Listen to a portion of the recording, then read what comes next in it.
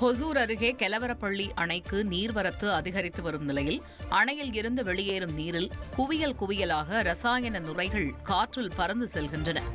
அணை முழு கொள்ளளவை நெருங்கியுள்ள நிலையில் வினாடிக்கு 1410 கன அடி நீர் தென்பெண்ணை ஆற்றில் திறக்கப்பட்டுள்ளது.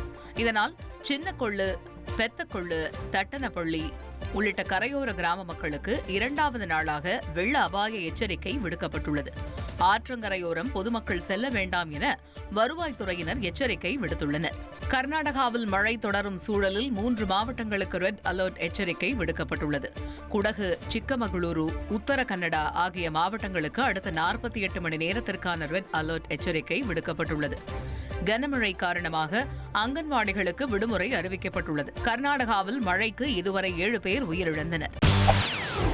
செய்திகளை உடனுக்குடன் தெரிந்து கொள்ள உடனே சப்ஸ்கிரைப் பண்ணுங்க.